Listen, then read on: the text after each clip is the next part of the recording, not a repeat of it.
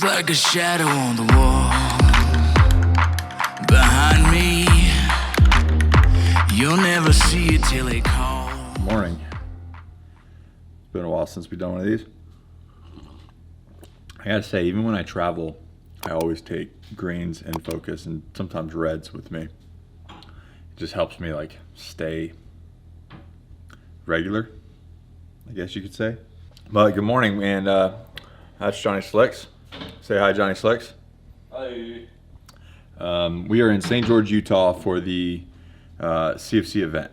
And basically what that is if you guys remember, those who have been following me for a long time remember Rush Club. It's that now. Combined fitness competition. And Derek Weida and Marcus Hayward is competing for the title. And Johnny Slicks is the title sponsor. Thanks, Johnny Slicks, for making all this happen. Yeah.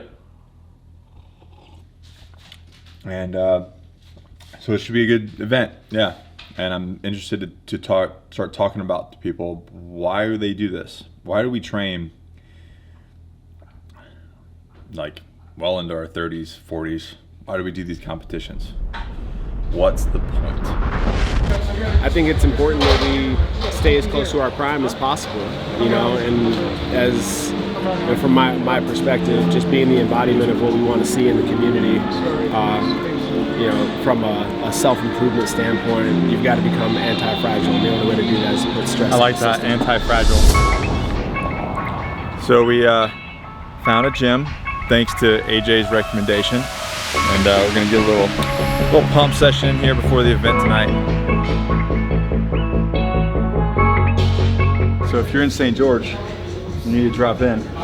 They have everything here that you can do, every single kind of training that you could do, whether it's weightlifting, CrossFit, cardio, whatever.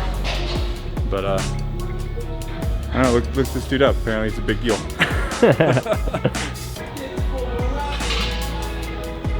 Look at Johnny Swole, ladies and gentlemen. What happened to you?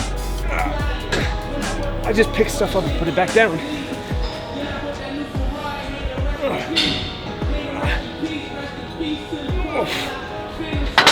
Look good? It's heavy. I know I got the SpongeBob weight though. The real big ones. SpongeBob.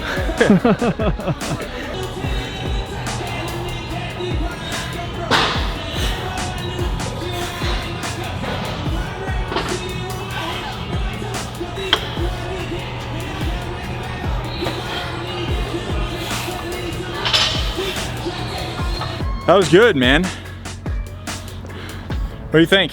You wanna hop in my McLaren? Where's your McLaren? Oh, that one right there? All right, let's go. I'm just kidding, I got that. No, we're gonna need to jump in this Cadillac. Pretty cool little place. I'm still out of breath. Yeah, it was a good training session. Had to get a good pump in before watching all these actual real athletes go compete tonight. I know, we're just gonna be standing there like, yeah, you guys, you're doing great. All right, pizza time. I'm gonna ask you hard questions. Ready? So who are you? I'm Brooklyn Sittner. Okay. And why do you do this? How do you train? You CrossFit predominantly? I'm a CrossFitter predominantly, but I'm also an Olympic weightlifter and a powerlifter, and I just love all things fitness. Why do you? Oh, I feel like you almost have these like memorized. I don't have them memorized, they're just have my best interests at heart, so they're always there. So why do you do this? Why do you train so hard? I train so hard just because I know that everybody needs that one person in their life to inspire them and to believe in them, and I want to be that one person for so many people. I also love being who I am, and I think fitness is a great way to grow into the person you want to be. And how old are you? 13. And what happens when things get really, really hard? And like you in your head, do you ever get in a place where it's like, this is really hard? When life gets hard, it's just a reason to try harder because it's always, you can always do something. But what do you tell what. yourself? What do I tell myself? Yeah. If I'm ever scared of something, I always just tell myself that fear is another reason to try harder. So in the middle of a workout, you're like, do you ever doubt yourself? I think there's moments of doubt, but the doubt comes from maybe not being prepared for the workout, but once I've done it once, then I know I can do it again. And what happens when you fail? Have you ever failed? I have failed, and failure is a big big part of growth. You can't be successful without failure. Everybody fails at one point in their life. And when failure comes, you just know that a bigger part or a stronger part of yourself is coming sooner. I think you have a good dad. I have a great dad. Yeah. Oh, thank you. No problem. Check this lady out, man. I think you're gonna be doing some good stuff. Thank you. Yeah. Stay out of trouble. Oh, and fitness is an outlet to stay out of trouble. Yes, it is. Yes, So, it is. I'm Thanks, Dad. Good job. Hello, hello, Help you. What's up, dude? Nice to meet you, man. Nice to finally see you in person, not just on the screen. What's up, up, man? Good to see you. Good to see you. Looking Welcome. good. Yeah, thanks. Yeah. You guys too. What's up, brother? How you doing, man? How are you? I'm healthy. Good. What's up, guys? So we are here. They're all setting up. It is 4:12 and on a Saturday, and we are here at the CFC. And the athletes just got briefed. That's what you just saw. And now we're just watching them set up, talking to people and hanging out. And it's gonna be a good show. It's gonna be a good show. I'm gonna snag AJ here in a second to get a quick clip with him and see how things go from there. Yeah. You did it again. Did it again. What the hell am I thinking? Thinking we're gonna kick some ass. So my question, I'm gonna start asking everybody, Okay. and the athletes included, is why? Why do this? I think I have a personally. I just I never felt like I belonged anywhere else. I have a history of quitting, but this I couldn't. Like, I've done a lot of jobs in my life. So, and to give somebody it was originally, and I've said this, it was originally Rush Club, which I competed, which there's a video way back in my channel somewhere you can go find with me and Mike Anders doing this, but it didn't work. Didn't work. I think it was, me personally, I think it was, you were ahead of your time. Timing. Yeah. I think it was brilliant. I think it was, the world was not ready for that concept yet. Yeah. And I knew that when I saw, I was like, dude, this is amazing. Yeah. And I it's mean, we had 250,000 viewers, Yeah. but I was dealing with a lot of bullshit at the same time, right? Yeah. The structure of the big dog CrossFit headquarters has changed. They're a lot and they more, came after him. Yeah, I got sued. They said the brand was mine. I built it off of their back, which was all bullshit. But look, It wasn't but called at the same, CrossFit. No, but at the same time, look, corporate, they have to show defense of their brand. Always. But I was like, why not have a conversation? I'm bringing people there. New ownership, you know, I watched him on a live broadcast. He's a lot more open. He's a businessman. And he says, look, we're a foundation, a platform for people to thrive, to bring more people into the community, right? Especially right now with all the stuff going on. Right. We need people to get fit. Right. Because nothing's going to change. So yeah, I got my ass kicked. Bankruptcy, lost our home, moved back home with mom, all that stuff. But every single day since our last show in 2017, November, every day I couldn't think about anything else. Then I met a guy, Jeff Spencer. He's a gold medalist, Olympic coach. And I said, dude, look, I can't stop thinking about this. And I gave him my sob story and everything, and he just thought about it for a second, and he goes, listen, I'll tell you the same thing I tell my gold medalist athletes. Champions make decisions off of data, not emotions. And then I got sick to my stomach, because I was like, shit, that means I've got to do it again. I was just, my ego was afraid of failing again. Yeah. And that guy just said, what's the data say? And all the questions were answered. And like you said, timing. Yeah. Things changed in 2018 for the games. People didn't know what was happening. Lots of gyms are shutting down, and we know that fitness is what makes a difference. We know that what we're dealing with is the COVID is an immune deficiency attacking disease. Right. So we should be doing this shit. Right. And so what better time to bring it back and just screw my nuts Especially back on. when there's literally nothing else happening. Nothing. Nothing else happening. So this would be the one thing online Yeah. that and fitness related that people can watch that's Yeah. happening live, and that is amazing. The one thing, and so we weren't going to do this until November, and all of a sudden I talked to Marcus and Derek, and I said, can you guys be ready by August? And they're like, make a decision, we're there. And I was like, they made a decision, I was like, oh shit, okay, it's time to get my ducks in order. And we went for it, and we reached out to you guys. I mean, dude, I reached out to so many brands, big brands, that could drop thousands of dollars and not even think twice, and they were scared to do something. And I reach out to Johnny Slicks, of course, couple Marines, and they're like, let's fucking go. I'm not scared of nothing. That's right. Yeah. And when you see this, the show will already be done. My phone hasn't stopped with registrations for watching the live broadcast. That's all day awesome. long, people registering. So, Well, you guys are going to see it here. This is the man all behind it. And yeah, thanks for doing it, man. thanks, brother. Thanks for being here. And just don't stop. Nope, never. So we're live. We're live on Facebook. Live on Facebook. What do you think? That's stressful, man. Holy shit. There we go. Holy hell. Yo, what? Close. I think we're going over. Yeah.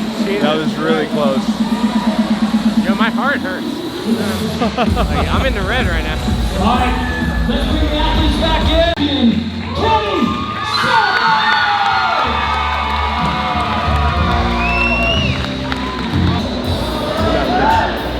Main event. What do you think, Johnny? Pretty intense, man. You want to get in on it? I'm already in on it. No, you want to get in on it? In? No, I'm good watching. I'm a support, you know? I'm doing my thing. Two men went to war for their country and came back changed forever.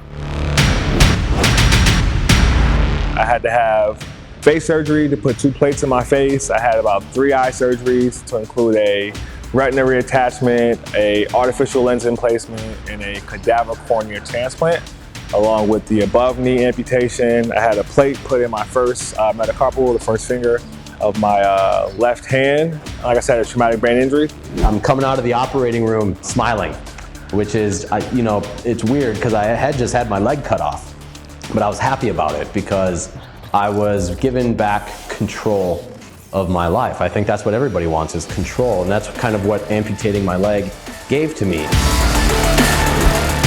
Despite sustaining injuries that would destroy lesser men, both Marcus Hayward and Derek Weida made incredibly successful careers in competitive CrossFit, going head-to-head in November 2017.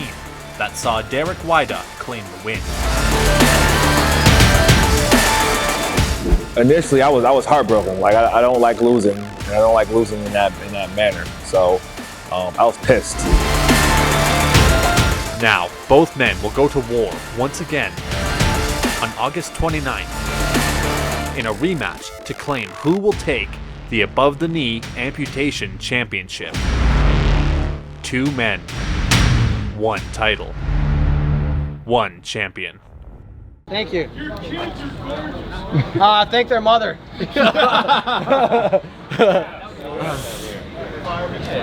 All right, the man himself. Why the fuck do you do this? For the haircuts. I was asking myself, you know, today is just one of those days where you just think a lot. You know, it doesn't matter how season. You know, I was laughing. I was terrified today, man. Just like scared, in a good way. You know, like, but you're afraid of losing and things like that. And I was laughing because on my drive here, it hit me. I was like, I'm more scared of this workout than I was butterfly. Yeah, I'm sorry. I'm more scared of this workout than I was like doing house raids in Iraq. You know, like that was. Isn't that weird? How was I so confident and bold going into that? But this scares me. It was just like an emotional day. I mean, you know, but yeah. But like you, not just this. Like you did a powerlifting like stint. You're continuing to push yourself, and you made a great video about why. So like, in a nutshell, like, why do you just keep? You got one butterfly leg. Yeah. That's actually, I sort of shut down this month, and I took some time to figure that out, like why, because it just helps motivate. If you know what you're doing, and it's really hard to figure out, and I sort of figured out like why I do this. It's just because there's a huge part of me that thinks I can't, and I don't want to be that. Because this scared me, and I want to prove to myself that I can show up, face fear, and do well. Because that's the kind of person I want to be. I want to be like you. I want to be like, you know, I want to be one of those guys. And it's so I'm just trying to prove to myself that I am. That you can. You know, that I can. Yeah. It's a change, right? Yeah. Being a father and doing this, and it's awesome though. You know, one of my biggest like my Achilles heel in competitive fitness was my self-talk during events and competition. I would usually, you know, kind of talk down on myself during workouts, but when your kids are watching you, man, it's just like, it just makes you happy. It's a weird thing. I was actually, yeah, you know, you used to get motivated during a workout by like hate and competition and anger and things like that. Dude, I am so fueled by love. It's uncomfortable, you know. Like, I was just, you know, I was like earlier today, I was, you know, hyping myself up, and like when I get, I was like, because I mean, the support I get from my wife, my mom, and my kids, and my coach, and my friends. Team Weida, yeah, you know, it's just like, it's overwhelming. It's like, man, I don't know why I deserve all that, but it's awesome, and I was just like. So for those watching, go do it, because prove yourself you can. Prove you can. Prove you can. And you will fail. Yeah, that's part of it. Yeah, and then so actually, you know, I'm here to win, but in the event that I lose tonight, I would be comfortable with that if my self-talk during my workout was positive the whole time and I did my best. I can leave knowing that I did my best and I stayed positive through it, you know? Yeah. So that was my goal tonight, yeah.